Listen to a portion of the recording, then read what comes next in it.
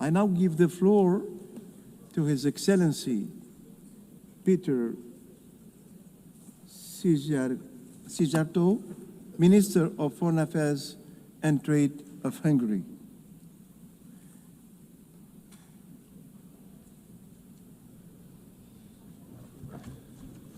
Mr. President, dear colleagues,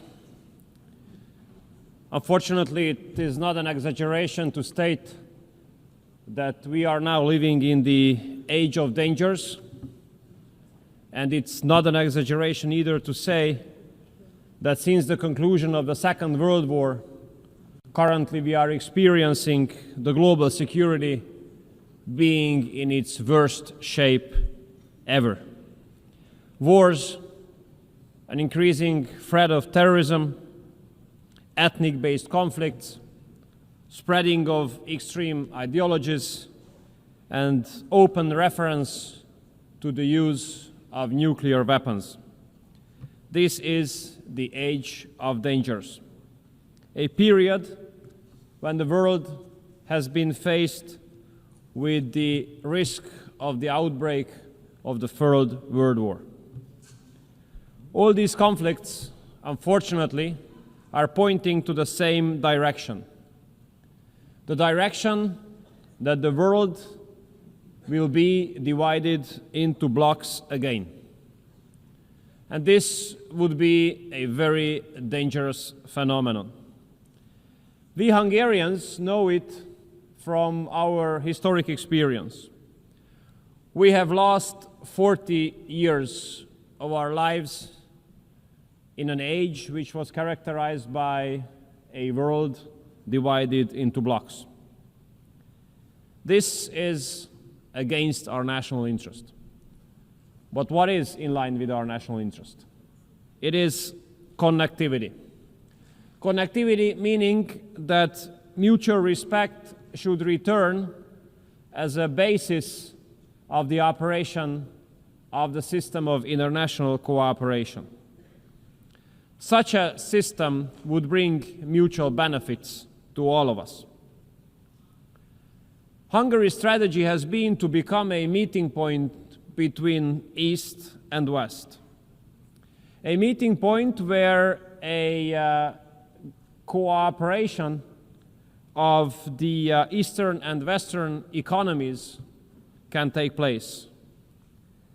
Maybe two examples here. A very successful German-Chinese cooperation on the field of electromobility in Hungary, or a successful Russian, German, French cooperation on the field of nuclear industry in Hungary, are proofs to what extent the world could take benefits out of a civilized East-to-West cooperation. If I want to summarize the approach of Hungary nowadays, how we address the major challenges of the world, I would do it in the following way. No war, no migration, no gender. Let me emphasize these 3 points. No war. Hungary stands up for peace. We are proud members of the pro-peace majority of this organization. And we do hope that this year's General Assembly will help us to find solutions to bring peace to parts of the world which are suffering from wars. And we do hope that this time, this hope of ours will not be transformed into an illusion at the end of this week. Hungary has been living for more than 3.5 years now in the neighborhood of the war in Ukraine. We have been confronted with the consequences of this war on a daily basis. A huge wave of refugees, 1.3 million. Imagine, we are a country of less than 10 million inhabitants. The war inflation, skyrocketing energy prices, skyrocketing food prices. We do have to make daily efforts in order to be able to stay out of this war. regardless all the efforts to drag us into this war and to provocate us into this war. It is the obligation and the duty of the Hungarian government to make sure that the security of the Hungarian people and Hungary itself is being guaranteed. Mr. President, since the outbreak of the war in Ukraine, Hungary has been standing up for ceasefire and peace talks. Unfortunately, we used to be under serious attacks, serious political attacks, accusations, and stigmatization for this position of ours. Very rude accusation by those who are now speaking about the importance of ceasefire and peace talks, by the same countries in Europe.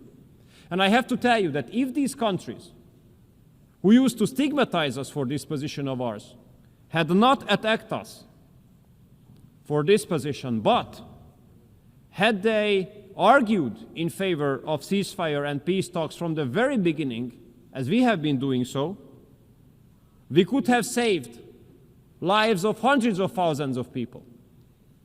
And we could have avoided huge refugee waves. And we could have prevented a lot of destruction.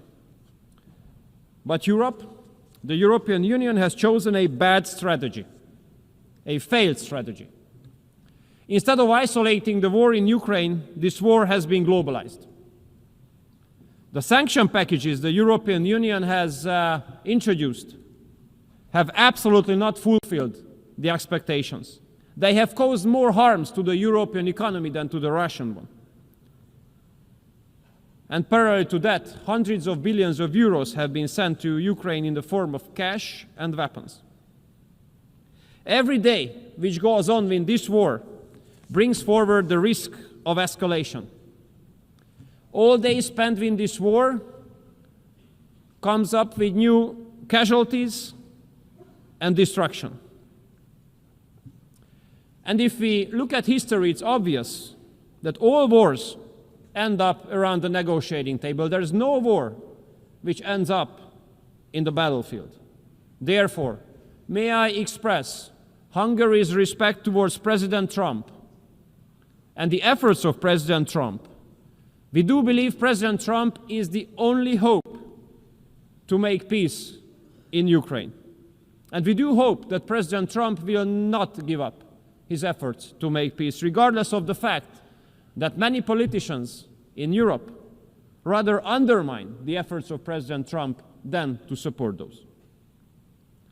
We Hungarians do have a very sad historic experience.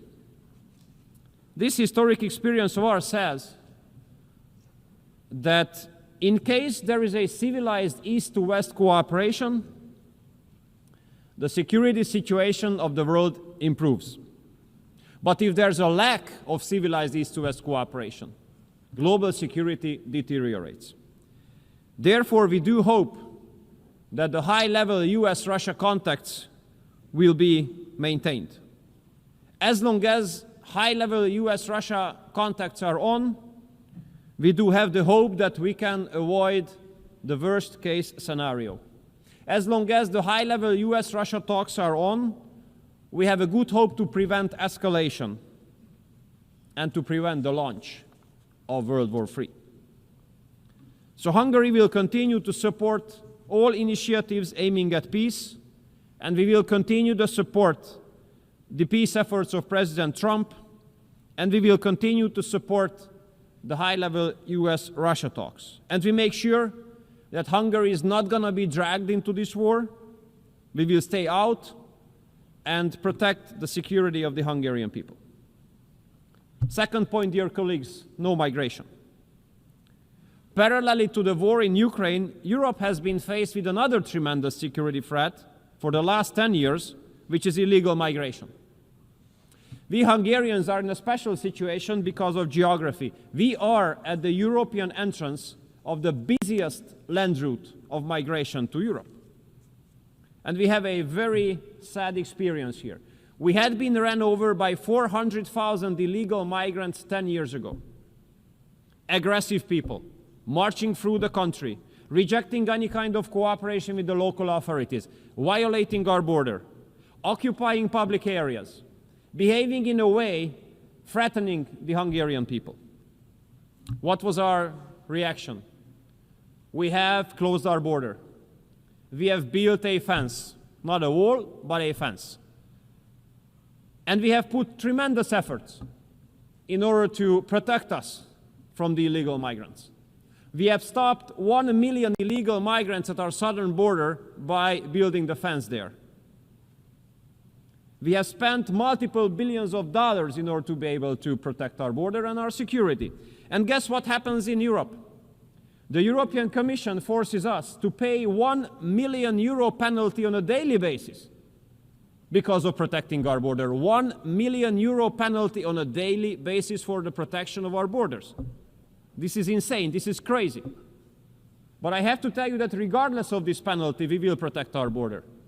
We rather pay €1 million per day, but we do not allow illegal migrants to come into Hungary. We protect ourselves.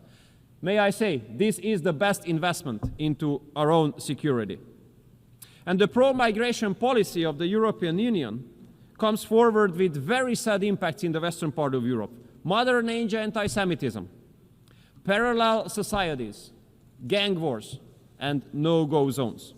I want to make clear that regardless of all pressure from Brussels, Hungary will continue to protect the Hungarian people. We will protect ourselves, our culture, our way of life, and our security. And we stick to our own sovereign right to make the decision who can enter the territory of Hungary. This decision must be made by us and not by bureaucrats in Brussels. We have to consider the violation of border as it is, a crime. And those who commit this crime must be punished. International law speaks very clearly. If someone is being forced to leave her or his home, she or he is entitled to stay temporarily on the territory of the first safe country, but not the second, the third, the fourth, or fifth, the first. And we are an example here. We are a neighboring country to Ukraine. So for those who have to escape from Ukraine because of the war, we are the first safe country, and we let all them come in. All of them. But at our southern border, those who want to come in, those are illegal migrants. And none of them has been allowed, and none of them will be allowed to enter the territory of our country. Thirdly, no gender. In Hungary, we do consider family as the basis of society. But we have to understand that there is a very aggressive, extreme liberal mainstream which has been attacking family not only as an expression, but as an institution as well. Therefore, I think it's appropriate to clarify what we Hungarians do mean under family. We do mean that family consists of a mother, a father, and children, where mother is a woman, father is a man. And the marriage can be made between one man and one woman. And in order to make sure, we have put all these into our constitution. And when it comes to our economic strategy, we do carry out a family-based economic strategy. 5% of GDP we spend on supporting the families, which is far number one in the OECD area. And currently, a family-based tax revolution is going on in Hungary. Our basic principle is that if you decide to have a kid, that must not put you in a less advantageous position compared to if you do not have a kid. We do consider children as blessing. Therefore, we do support the families to have as many kids as they wish to. From next year onwards, all mothers who have given birth to 2 children will enjoy lifelong exemption from paying personal income tax. And after the birth of each children, a certain part of the salary of the parents is exempted from taxation. And we will double this exemption from the beginning of next year. If the mother wishes to stay at home with the newborn kid for 2.5 years, she receives 70% of her former salary. And all women spending 40 years at work can go to pension regardless of age. Young couples can take 28,000 euros of preferential loan called expecting babies, which means that in case of the birth of a first kid, interest rate is down to 0. After the birth of the second kid, 30% of the loan is being repaid by the state. And after the third kid being born, the state remits the whole loan.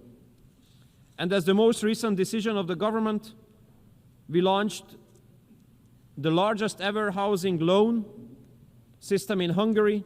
All families are entitled to take a loan to buy a house or a flat with a fixed interest rate of 3%.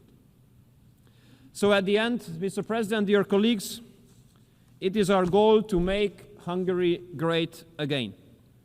In order to be able to make Hungary great again, we have to protect ourselves from the war, which has been going on for 3.5 years in our neighborhood. In order to make Hungary great again, we have to protect ourselves from illegal migration, making sure that we do not allow any illegal migrants to the territory of Hungary. In order to make Hungary great again, we have to be able to protect ourselves from the aggressive gender propaganda, and we have to be able to strengthen our families. No war, no migration, no gender. This is the Hungarian recipe. Thank you so much for your kind attention.